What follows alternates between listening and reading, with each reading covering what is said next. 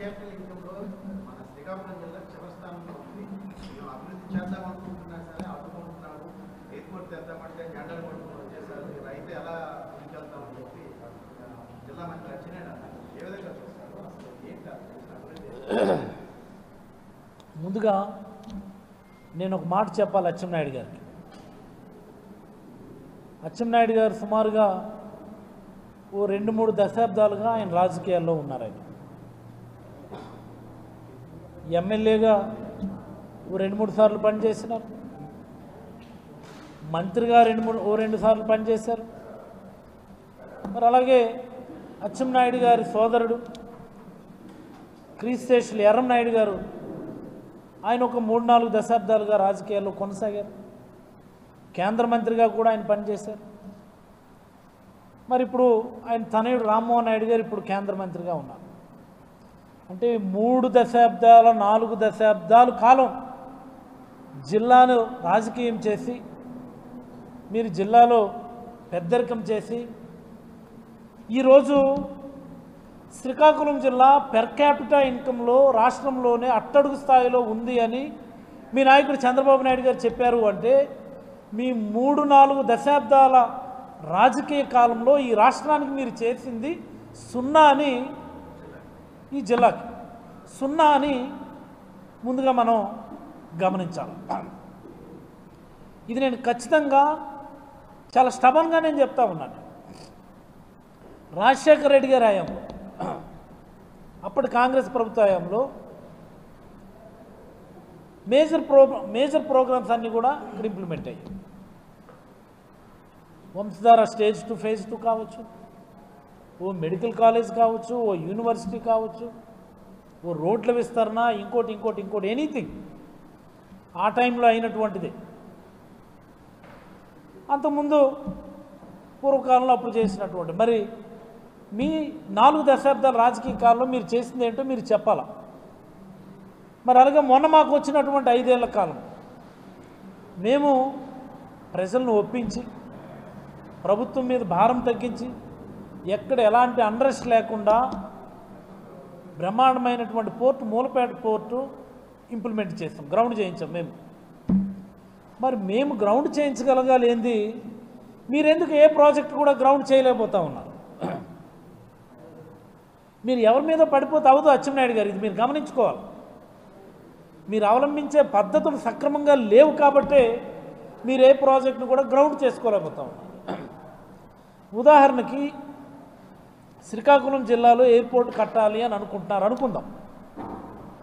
Airport కట్టాలి అని అనుకుంటే ముందు ఎక్కడ కట్టాలి అన్నటువంటిది ఒక అంచనాకు వచ్చిన తర్వాత కలెక్టర్ అనేవాడు, కలెక్టర్గా చెప్తా ఉన్నాను, సెన్సిబిలిటీ ఉంటే కలెక్టర్కి అక్కడ ఉన్నటువంటి రాజకీయ ప్రతినిధి ఏ పార్టీ ఉంటే ఆ పార్టీ ఆ ఎమ్మెల్యేతో మాట్లాడి, ఇదిగోమ్మా మీ నియోజకవర్గంలో లేకపోతే ఈ మండలంలో ఎయిర్పోర్ట్ కట్టాలని అనుకుంటున్నాం, అనువైనటువంటి ప్లేస్లు ఎక్కడున్నాయనేది ముందు మీరు చర్చించాలి.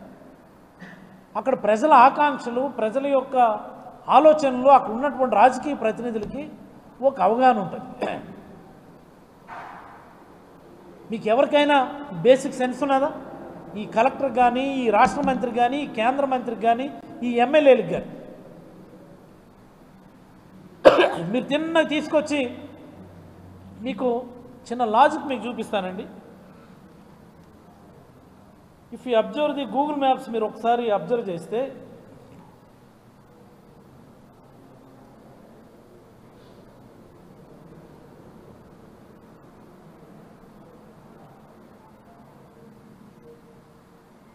ఇది మా పలాస ప్రాంతానికి సంబంధించినటువంటి గూగుల్ మ్యాప్. ఇది మీరు అబ్జర్వ్ చేస్తే ఇది పలాస కాశీబుగ్గ, ఈ రెడ్గా కనిపిస్తున్నటువంటి ఏరియా. మా నియోజకవర్గంలో గ్రీన్గా కనిపిస్తున్నటువంటి ఏరియా ఇది ఉద్దానం. గూగుల్ మ్యాప్స్లో చాలా క్లియర్గా మనకు కనిపిస్తుంది గ్రీన్గా ఈ ఉద్దానం, అక్కుపల్లి ఉద్దానం ఏరియా. ఎక్కడైతే గ్రీన్గా మీ గూగుల్ మ్యాప్స్లో కనిపిస్తుందో మీరు తిన్నగా తీసుకొచ్చి అక్కడే ఎయిర్పోర్ట్ కడతామంటే ప్రజల యొక్క సెంటిమెంట్స్ దెబ్బతినవా? ప్రజలు ఆలోచించరా? ఇంకా ఏదైతే గ్రీన్గా కనిపిస్తుందో గూగుల్ మ్యాప్లో మీరు తినగా తీసుకొచ్చి అక్కడే ఎయిర్పోర్ట్ కడతాం, దాన్ని కూడా ఎర్రగా చేసేస్తామంటే ప్రజల సెంటిమెంట్స్ దెబ్బతినవా? మీరు ఎవరైనా పోనీ కనీసం మా పలాసాకి ఎమ్మెల్యే ఉంది, ఆవిడతో సంప్రదించారా? కలెక్టర్ కానీ మంత్రి కానీ, ఇదిగో మీ నియోజకవర్గంలో మేము ఎయిర్పోర్ట్ కడతాము, ఏ ప్రాంతంలో మీకు అనువుగా ఉంటుంది, ఎక్కడ గవర్నమెంట్ ల్యాండ్స్ ఉన్నాయనేది మీరు కనీసం మా ఎమ్మెల్యేని అడిగారా?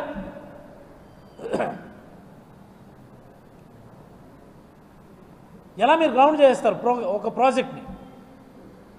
30-40 సంవత్సరాల్లో మీకు ఒక ప్రాజెక్ట్ గ్రౌండ్ చేసుకోవడం చేత కాలేదు మీకు. తిరిగేమో మీరు ప్రజా సంఘాల వాళ్ళకి, కమ్యూనిస్టులకే మీరు దూషిస్తారా? జెండాలు పట్టుకొని రెడీ అయిపోతారు అనుకొని చెప్పి. ఏమి రెడీ, ఎందుకు రెడీ అవ్వకూడదు? ఎందుకు రెడీ అవ్వకూడదు? ఈ ప్రభుత్వం వచ్చిన రోజు నుంచి మేము అడుగుతా ఉన్నాం, బాబు మా గవర్నమెంట్ హయాంలో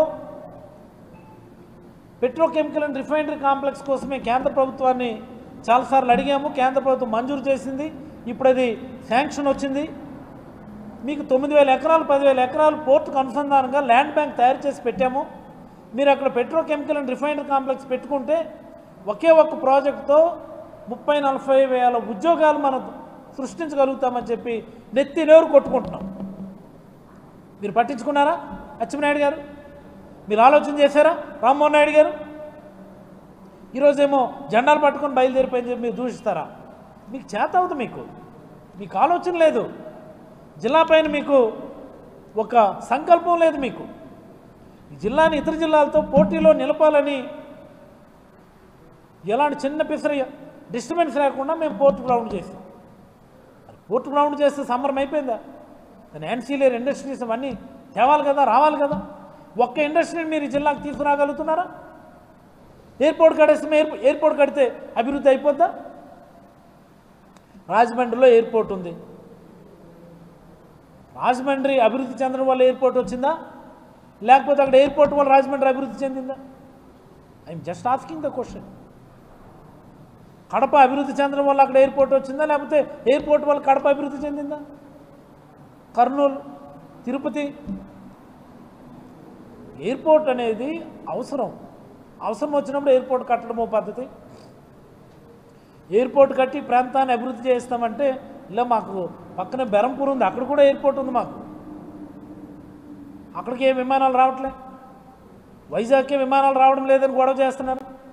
ఆంధ్రజ్యోతిలో మొన్న రాశాడు కదా, ఆంధ్రజ్యోతిలో మొన్న రాశారు అన్ని విమానాలు క్యాన్సిల్ అయిపోతున్నాయి, విజయవాడ విమానాలు 2 క్యాన్సిల్ అయిపోయినాయి, వైజాగ్ నుంచి కౌలాలంపూర్ వెళ్ళే విమానం క్యాన్సిల్ అయిపోయింది, వైజాగ్ నుంచి సింగపూర్ వెళ్ళే విమానం అన్నీ క్యాన్సిల్ అయిపోతున్నాయి, దృష్టి పెట్టండి మంత్రి గారు, విమానాలు ఎగిరిపోతున్నాయని చెప్పి ఆంధ్రజ్యోతిలో రాశారు. వైజాగ్ ఎయిర్పోర్ట్కే దిక్కుమొక్కు లేదు, మీరు వచ్చి మా పలాసలో ఉద్దానంలో ఎయిర్పోర్ట్ కట్టేస్తారు, తద్వారా మా ఉద్దానం అభివృద్ధి చేస్తారు. ఏంటి పిచ్చి పిచ్చి ఆలోచనలు? ఎయిర్పోర్ట్ కట్టాలని అనుకున్నా అసలు ఒక ఆప్టిమల్ ప్లేస్ అనేది ఐడెంటిఫై చేయాలి కదా. అక్కడ ఉంది సాల్ట్ ల్యాండ్ ఉంది, 1800 ఎకరాలు ఉంది మా నియోజకవర్గంలో, ప్రభుత్వ ల్యాండే, మీరు కేంద్రంలో భాగస్వామ్యంగా ఉన్నారు, కట్టండి అక్కడ. తమాషా మాటలు మాట్లాడదు. 4 దశాబ్దాలుగా ఈ జిల్లాకు చేసింది మీరు 0. అందుకే ఈ జిల్లా అట్టడుగు స్థానంలో ఉన్నది తలసరి ఆదాయం. ఒక్క ప్రాజెక్ట్ మీరు తెచ్చుకోలేకపోయినారు.